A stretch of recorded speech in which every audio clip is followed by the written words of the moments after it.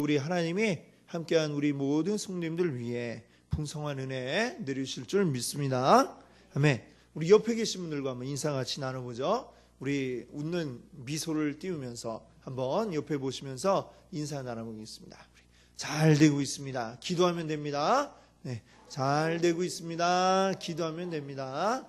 네, 아멘. 네, 오늘 이제 우리 기도하기 위해 모인 우리 성도님들 위해 잘 되는 역사에 있을 줄 믿습니다. 자, 오늘도 이제 우리 매주 금요일 또 함께 우리 갈라디아서 말씀을 우리 생각해 보고 있습니다. 자, 갈라디아서 지금 오늘 2장 우리 하고 있는데요. 1장부터 이제 나왔던 주된 내용이 뭐냐면 갈라디아 교회에 문제가 생겨서 그 문제에 대한 지금 이제 해결하기 위한 편지를 보낸 게 지금 이 바울의 이 갈라디아서 편지가 되겠습니다. 자, 이 편지를 쓰는데 그 동기가 된 문제가 뭐냐?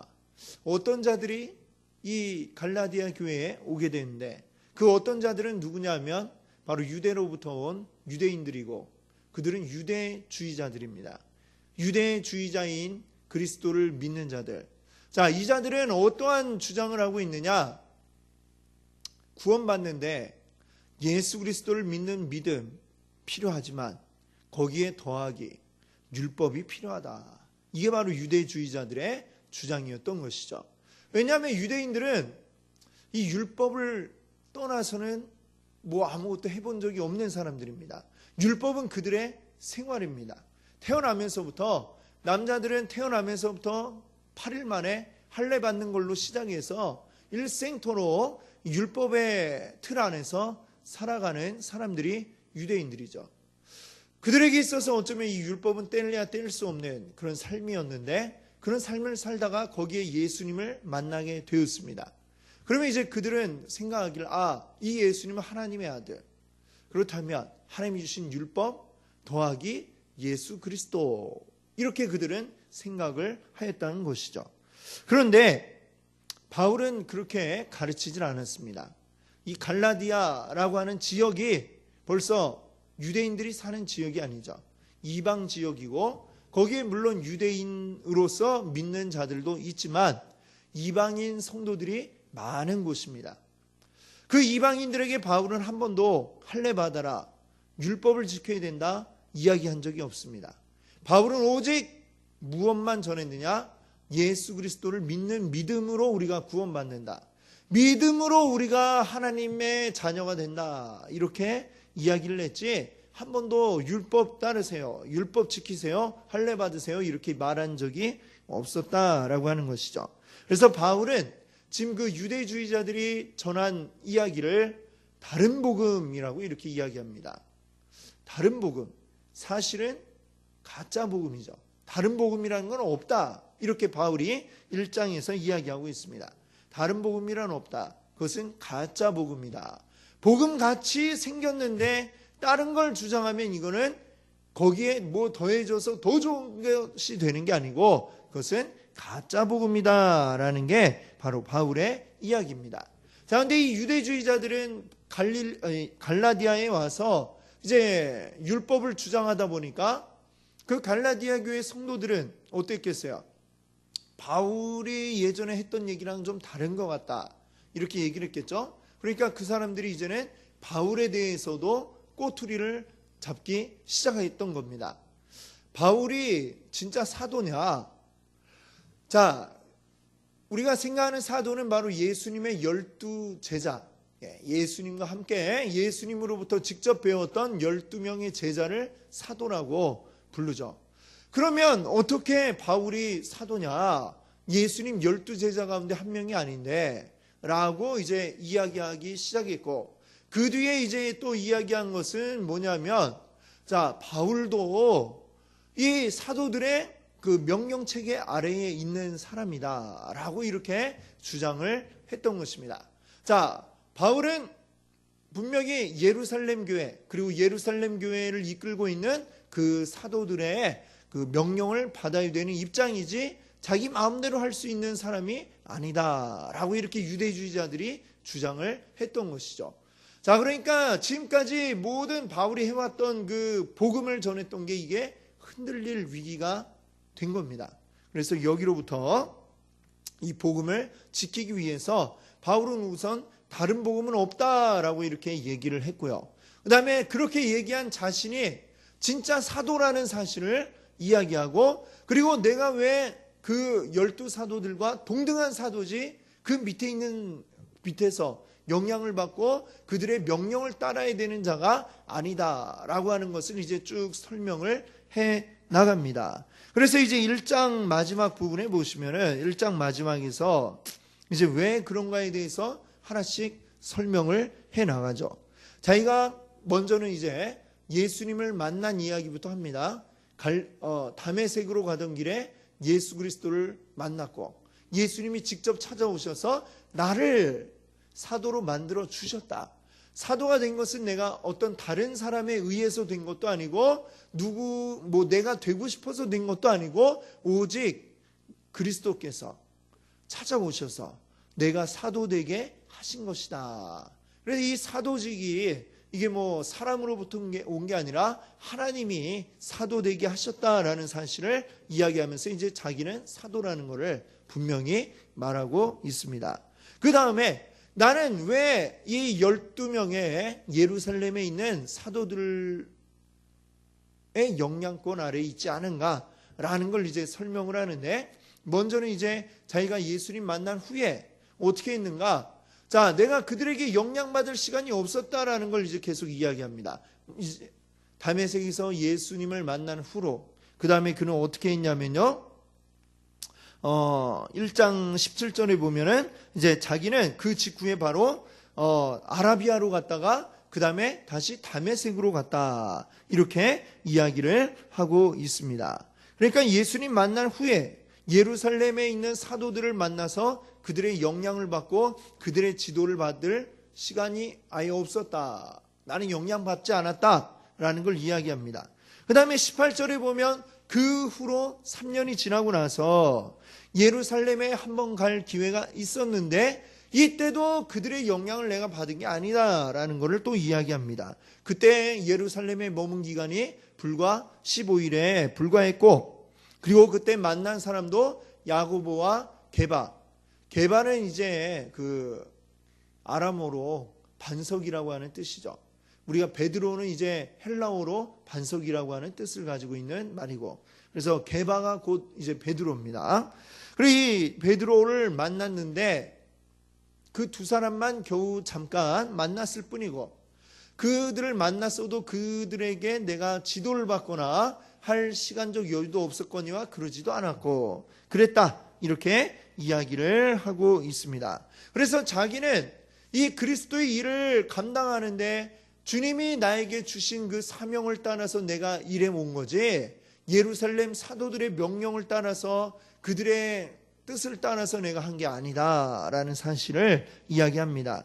자, 그 다음에 2장 1절부터 또 보시게 되면, 그리고 또다시 14년이 지나서 또다시 이제 예루살렘에 갈 일이 내가 있었다 이라고 이야기를 합니다. 그때에 누가 함께 갔냐면 바나바와 그리고 디도 이렇게 함께 같이 예루살렘에 갔었는데, 이때도 역시 마찬가지로 사도들에게 내가 영향받은 게 아니다 이야기합니다. 오히려 2절 말씀에 보시면 이방인들에게 전하는 복음을 그들에게 제시했다 이렇게 얘기하죠.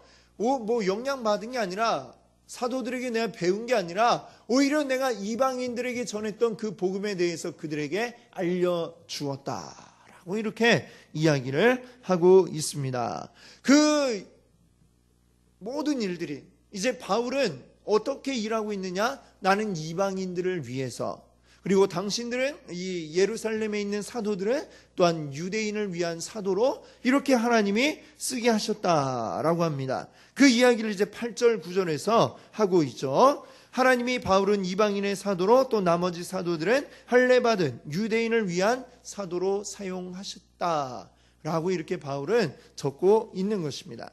자, 여기에서 우리가 또 한 가지 생각해 볼 수 있는 것은, 이 베드로요, 이 사도행전에 보면 제일 먼저 이방인들이 성령 받는 그 역사가 일어났던 그 자리에 누가 있었냐면 바로 베드로가 있었습니다. 사도행전 10장에 무슨 일이 일어나냐면 베드로가 이제 기도하고 있을 때에 하나님 환상을 보여주시죠. 하늘에서 광주리가 내려오는데 그 광주리 안에는 무엇들이 있냐면 유대인들이 먹어서는 안 되는 그 짐승들, 뭐 예를 들면 돼지나 이런 것들이 율법에는 먹지 못하게 되어 있습니다.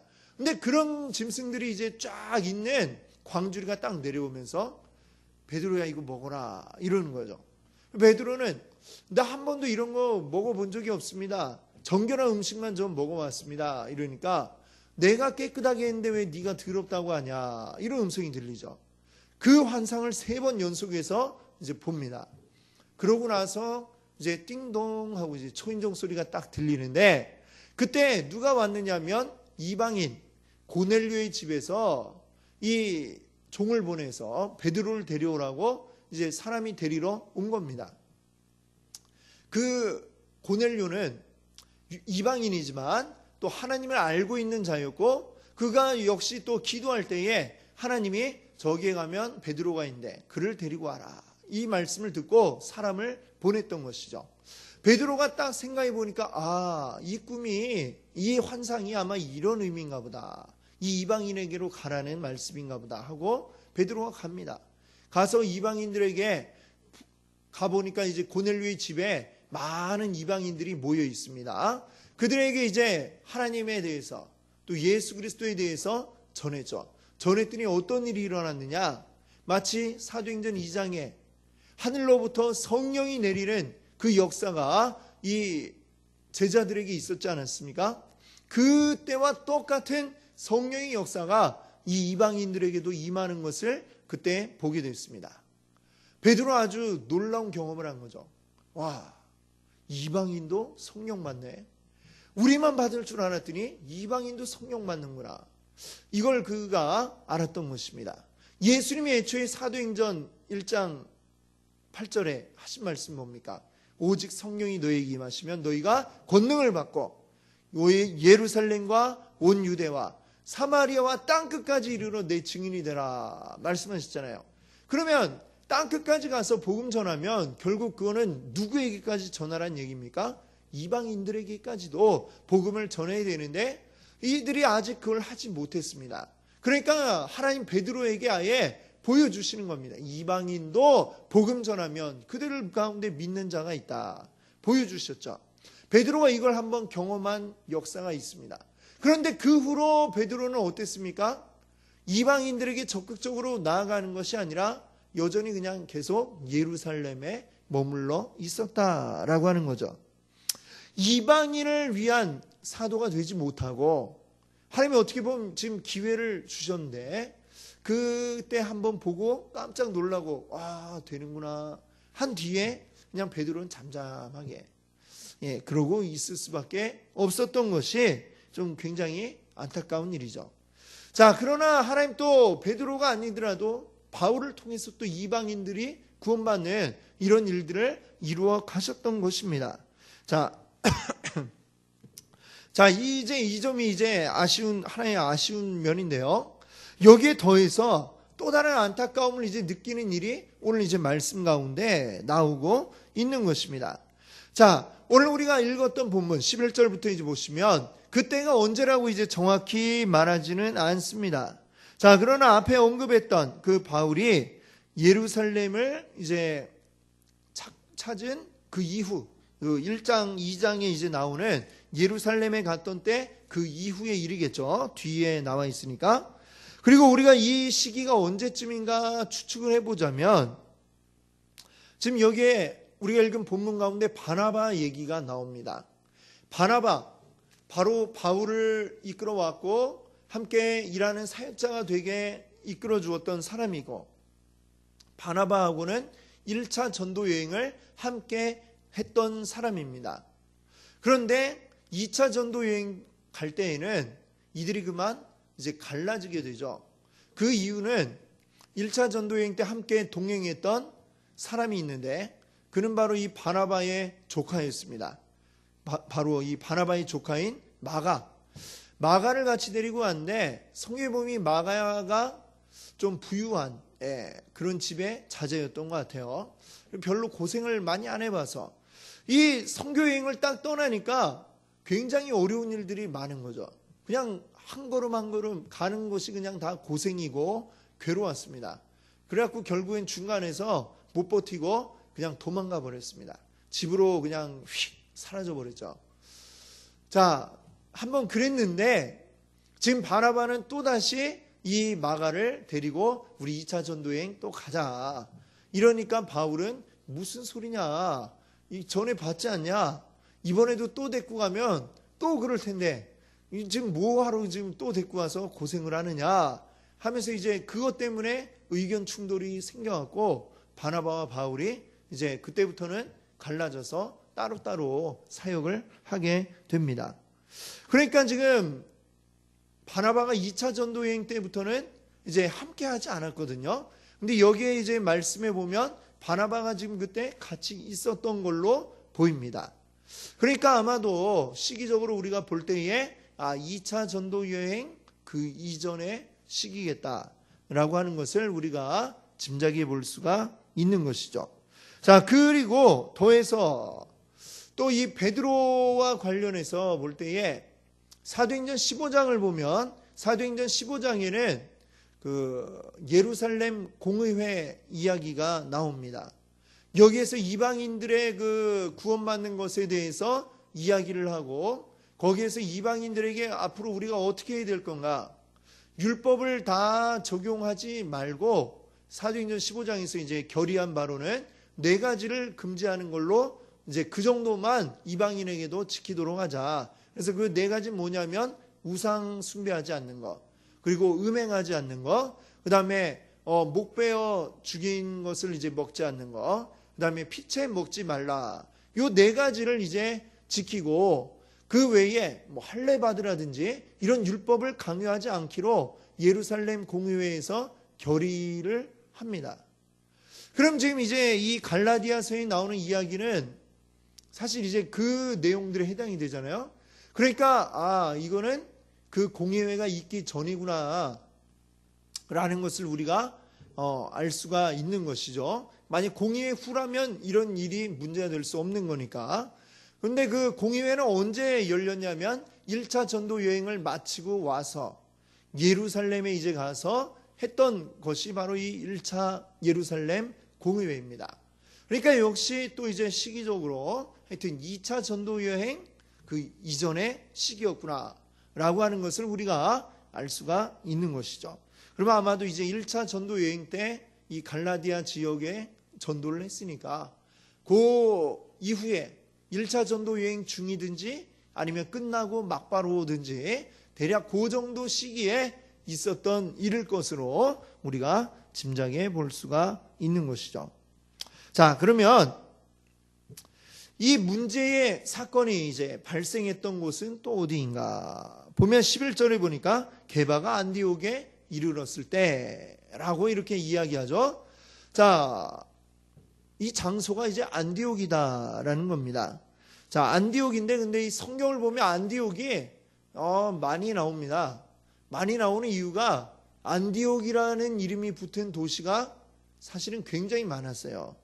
왜 이렇게 많았냐 하면은 그 알렉산더 대왕 아시죠? 알렉산더가 굉장히 많은 영토를 이제 전쟁을 해서 차지를 했는데 젊은 나이에 그냥 갑자기 죽어버립니다. 갑자기 왕이 딱 죽고 영토는 굉장히 넓고 하니까 이 알렉산더 밑에 있던 4명의 부하 장수들이 있습니다. 이들이 서로 이제 대략 땅을 나눠 가지게 되는데 그 와중에도 이제 서로도 차지하려고 싸움을 했겠죠. 자, 그때에 이제 셀류코스라고 하는 이 장수가 있었습니다. 그리고 또 이제 안티고네스라고 하는 자가 있는데 이 둘이 이제 그 말하자면 메소포타미아 지역, 그러니까 티그리스강, 유프라테스강 그 유역 일대에 땅을 놓고 이제 둘이 탁 맞붙은 거죠. 맞붙었는데 누가 이겼냐면 셀류코스, 그 사람이 이겨서 그 일대를 다 이제 말하자면 차지하게 되었습니다.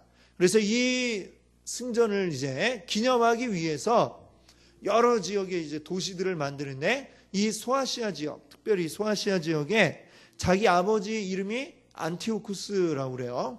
아버지 이름을 따갖고 그 안티오쿠스의 이름을 따서 안디옥이라는 도시를 16군데에다가 이 소아시아 지역에 지었습니다. 근데 그 안디옥 가운데도 가장 크고 번화했던 도시가 어디냐면 바로 지금 오늘 이 사건의 무대가 되는 수리아 안디옥이죠.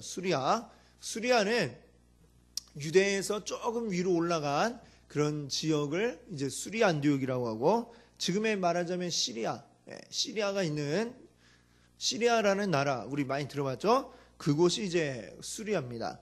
수리아 안디옥인데, 수리아 안디옥이 그 로마 제국 내에서도 이제 손꼽히는 제일 크고 번화한 도시 세 군데 꼽으면 그 로마의 수도인 그 이탈리아 반도의 안에 있는 그 로마시, 거기가 제일 크겠죠. 거기하고 그 다음에 또 이집트에 있는 알렉산드리아, 거기하고 그 다음에 세 번째로 꼽히는 데가 바로 이 수리아 안디옥이었다고 합니다. 그러니까 굉장히 큰 도시죠. 그 큰 제국 가운데서 가장 손꼽히는 세 번째 도시 안에 드니까요. 자, 그리고 이 도시는 또 우리가 잘 알고 있지만 바로 이방인에게 가장 먼저 복음을 전했던 그러한 도시입니다. 그래서 가장 먼저 이방인에게 복음을 전한 교회, 바로 안디옥 교회인 것이죠. 그리고 이방인에게 최초로 선교사를 파송했던 교회가 바로 또 이 안디옥 교회인 것입니다. 그러니까 이 안디옥 교회는 참 중요한 곳이고, 그리고 바울과 바나바를 이제 최초의 선교사로 파송을 하는데, 이들은 선교 여행을 마치고 돌아오면 다시 수리아 안디옥으로 와서 또 거기서 이제 좀 정비를 하다가 또 출발을 하고, 그러니까 말하자면 이곳은 베이스 캠프와 같은 그런 곳이었습니다. 자, 이 안디옥에 지금 오늘 그 말씀 보니까 게바가 안디옥에 이르렀다. 자, 예루살렘 교회의 수장이고 이제 모든 교회를 이끌고 있었던 이 게바 베드로가 예루살렘으로부터 안디옥 교회로 왔다라고 하는 것입니다. 자, 그런데 와서 베드로의 이제 그 쭉 하는 일이 어떠 있는가 보니까 이방인 성도들이 있겠죠. 이 안디옥 교회에 이방인에게 제일 먼저 복음 전하고 많이 전했던 곳이기 때문에 많은 이방인 성도들이 있습니다. 근데 베드로가 그들과 거리낌 없이 같이 식사를 하더라라고 하는 것이죠. 자, 사실 유대인들이 율법을 제대로 지키면은 이방인들과는 식사를 할 수가 없습니다. 이방인과는 뭐 같은 상에 앉을 수도 없거니와 서로 접촉하는 것도 웬만해서는 하지 않으려고 하는 게 이 유대인들입니다. 더군다나 같은 음식을 먹기가 굉장히 어려웠죠. 왜 어렵냐면은 유대인의 그 율법의 규례를 따라서 모든 처리되어 있는 그런 음식만 먹을 수 있기 때문에 그런 것입니다. 자, 요즘 보면 뭐 그 이슬람권 사람들이 먹는 음식을 요즘 뭐 할랄 푸드라고 해갖고 뭐 들어보셨죠? 뭐 얼마 전에 대통령이 중동에 갔다 왔을 때도 뭐 그런 할랄 푸드를 뭐 이렇게 수출하기를 뭐 하면서 뭐 뉴스 나온 거 들어보셨을 겁니다. 이 할랄이 뭐냐면 사실 이슬람교가 매번 말씀드리지만 이게 짬뽕교입니다. 짬뽕교. 왜 뭐가 짬뽕이냐면 마호메트가 종교를 만들어낸 겁니다. 뭐 어떻게 만들었냐면 유명한 거. 그 시대에 유명했던 기독교, 유대교에서 영향을 많이 받았어요. 마호메트가. 기독교와 유대교, 그리고 또 그 다음에 자기네 전통 종교, 이걸 다 짬뽕을 해갖고 만들어낸 게 이 이슬람교입니다. 그래서 유대교의 그 어떤 그 영향을 굉장히 많이 받았어요. 그래서 그 사람들이 이슬람교는 금요일 날 밤에, 금요일 밤부터 이제 금요일 밤에 그 사람들 그 예배를 드리지 않습니까? 유대교하고 똑같은 거죠. 그리고 음식도 그 할랄 음식이라는 게 뭡니까? 결국은 유대교에서 금하는 것들, 이걸 안 먹는 거거든요. 쇠고기만 먹고 돼지고기는 안 먹고 하는 거. 그렇죠? 그게 바로 이제 유대교에서 가지고 온 겁니다. 그거를 지금 그 사람들이 쭉 이렇게 하고 있는데, 그 사람들은 뭐 이제 종류도 가리지만 또 이제 쇠고기라 하더라도 그냥 막 아무렇게나 잡은 걸 다 되는 게 아니라 이게 자기네 처리하는 방식대로, 이 성경에 나와 있죠. 피채 먹으면 안 돼. 그러니까 피를 다 빼고 그렇게 처리하고 그것만 먹을 수 있는 것이죠. 이 지금 이슬람 교인들이 하는 게 말하자면 예전에 유대인들이 했던 것과 이제 비슷하게 우리가 보면 될 겁니다. 그러니까 유대인들이 이방인들하고 같이 식사를 하려면 이게 식사를 일단 기본적으로 하기가 굉장히 어렵죠. 아예 뭐 따로 자기가 도시락 싸가지고 와서 먹으면 모를까, 그 사람들이 식사하는 데 와갖고 식사 좀 같이 하시죠, 시간 되는데 같이 하시죠 해갖고 먹으면 먹을 게 없다는 겁니다. 자기네 식대로 처리가 되지 않았기 때문에. 그런데 베드로는 지금 그곳에 와서, 안디옥에 와서 그들과 같이 식사를 했다는 거죠. 그러면 이 유대인의 율법에 따라서 처리하지 않은 그러한 음식들도 먹고, 때로는 아마 돼지고기도 먹었을 수도 있고, 그렇게 그냥 어떻게 보면 자유롭게 베드로가 그 이방인 성도들과 만남을 하고 교제를 하는 데 있어서 전혀 거리낌이 없이 자유롭게 할 수 있었다라고 하는 것입니다. 근데 이랬던 베드로가 갑자기 태도를 바꿨다는 거예요. 12절을 보면 왜 갑자기 이렇게 태도를 바꿨느냐? 야고보에게서 어떤 자들이 안디옥에 왔다 그랬습니다. 야고보는 누구냐면 예루살렘 교회를 이제 이끌고 있는 예수님의 동생 야고보죠. 자, 그 야고보로부터 이제 안디옥에 어떤 자들이 왔다. 이 얘기는 예루살렘으로부터 어떤 자들이 왔다는 그런 이야기가 됩니다. 자, 그들이 딱 오고 나니까 베드로가 갑자기 태도를 싹 바꿨어요. 그래서 이방인들과 식사를 하려 하지 않았습니다. 자, 문제는 베드로가 그런 태도를 딱 보이니까 어떻게 됐느냐? 이게 영향을 끼치는 겁니다. 다른 유대인 성도들이, 원래 이 안디옥에 있던 다른 유대인 성도들이 베드로가 갑자기 안 먹는 걸 보고 우리도 안 되나? 이렇게 하고 그들이 다른 이방인 성도들과 먹지 않았다라고 하는 것입니다. 심지어는 바나바마저 그러한 모습을 보이더라라고 오늘 말씀이 이야기하고 있습니다. 자, 이 13절에 보세요. 남은 유대인들도 그와 같이 외식함으로 바나바도 그들의 외식에 유혹되었느니라. 바나바가 어떤 사람입니까? 가장 먼저 이 안디옥에 와서 함께 있었던 사람이고, 심지어는 이 바울을 안디옥으로 데리고 왔던 사람입니다. 같이 함께 이방 지역을 다니면서 전도를 했던 사람이고요. 자, 다른 사람인 몰라도 바나바마저 지금 그렇게 하고 있다면 굉장히 심각한 문제가 아닐 수 없겠죠. 자, 그것이 지금 바울에게는 더 마음 아픈 그런 일일 수밖에 없는 것입니다. 이것은 결국 어떻게 됩니까? 그러면 이방인 성도들도 역시 지금 우리가 뭔가 잘못하고 있는가 이렇게 생각이 되겠죠. 실제 잘못하고 있는 게 없는데, 그러면 그들이 그러면 우리도 율법을 지켜야 되는가, 율법을 따라야 되는가, 결국 이제 할례도 받아야 되는가, 이렇게까지 이제 그들의 생각이 갈 수밖에 없다는 것입니다. 그렇게 되면 어떻게 되는 거죠? 이게 참 복음이 아닌 다른 것이 그들에게 들어갈 수밖에 없다는 것입니다. 자, 영향력 있는 이 베드로가 잘못된 태도를 보이기 때문에 바울은 그것을 가만 넘어갈 수가 없었습니다. 바울이 보기에 베드로의 이러한 태도는 무엇이냐? 애초부터 계속해서 먹지 않았다면 모를까? 먹다가 갑자기 예루살렘에서 어떤 사람들이 오니까 먹지 않았다라고 한다면 이건 분명히 외식이다라고 이렇게 바울은 이야기하고 있는 거죠. 일관성 없는 태도다 이겁니다. 처음에는 왜 먹었느냐? 처음에는 상관이 없다라고 생각을 했으니 먹은 거 아니냐라고 하는 거죠. 그러니까 이거는 뭡니까? 베드로의 행동이 이 안디옥 교회 성도들에게 너무나도 좋지 않은 영향을 미치고 있었던 것입니다. 그래서 이 문제를 바울이 이제 충고를 했다라고 이야기하고 있는 것입니다. 11절에 보세요. 그에게 게바가 안디옥에 이르렀을 때 책망받을 일이 있기로 내가 그를 대면하여 책망하였노라. 자, 바울이 게바 베드로를 책망했다.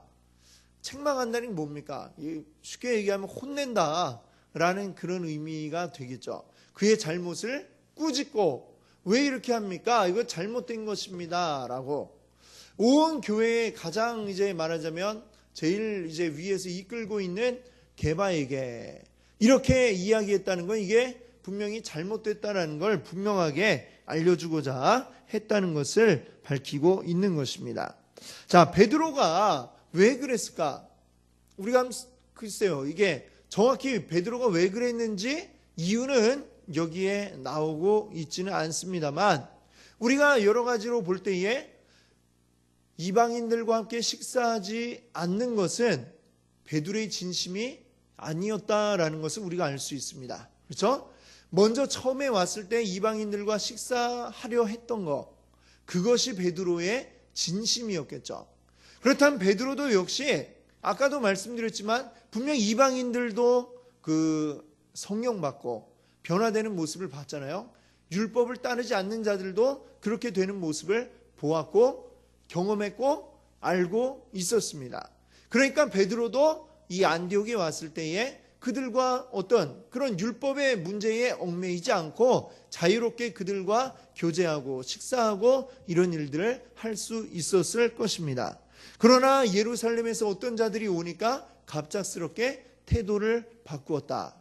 그 바꾼 태도가 원래 베드로가 원하는 그러한 모습은 아니었을 거라는 것을 우리가 알 수 있는 것이죠.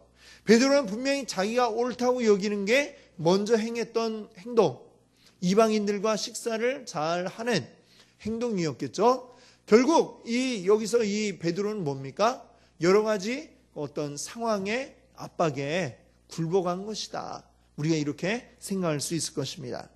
자, 우리가 오늘 이 말씀을 통해서 우리가 기억하기를 원하는 것은 우리가 하나님 말씀대로 살아가고자 할 때에 여러 가지 우리 주변의 환경들이 또 우리에게 압박을 가하는 경우들이 있을 수 있습니다.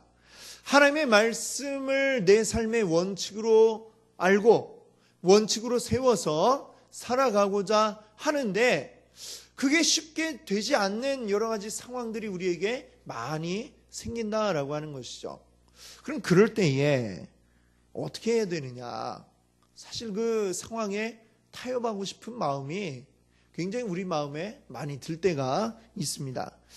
그냥 쉽게 이렇게 갈까 하는 생각도 들기도 하고요. 그러나 우리가 알아야 될 것은 한번 타협하기 시작하면 무너지는 것은 그냥 순식간입니다.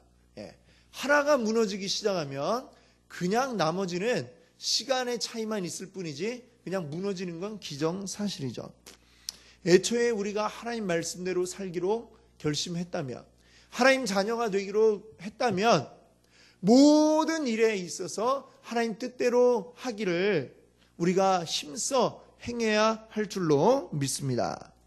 자, 그렇게 하기 위해 우리가 정말 피나도록 노력하지 않으면 우리는 계속해서 넘어지고 무너질 수밖에 없다는 것을 기억하셔야 하겠습니다. 또 하나 기억할 것은 그러나 베드로도 또한 굴복했구나 라는 것을 우리가 또 기억해야 되겠습니다. 사람이 완벽하지가 않죠. 사람이 완벽하지 않기 때문에 때로는 이 베드로와 같은 자들도 굴복하고 또 그 상황 앞에 그냥 스리슬쩍 넘어가고자 하는 이러한 때가 있었다는 것입니다. 그러나 나의 잘못이 나에게서 끝나는 게 아니라 또 다른 자들에게 영향을 미칠 수 있다는 것입니다.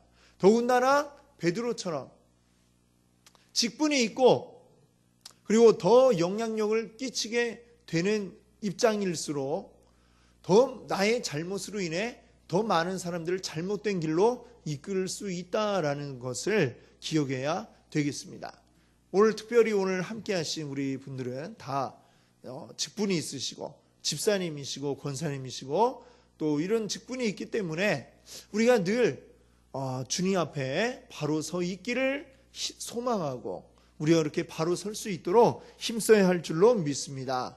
아멘. 또 한편으로는 이 바울이 베드로에게 했던 것처럼 누군가가 잘못한 일을 봤을 때 그 다음에 어떻게 해야 되느냐, 계속 잘못하게 내버려 두고 왜 저러지 하고 뒤에 가서 딴소리하면 안 된다라고 하는 것이죠. 바울은 잘못한 걸 봤을 때에 어떻게 했습니까? 이 사람한테 가서 얘기한 게 아니라 잘못한 그 사람한테 가서 대면하여서 내가 책망했다라고 이렇게 말하지 않습니까?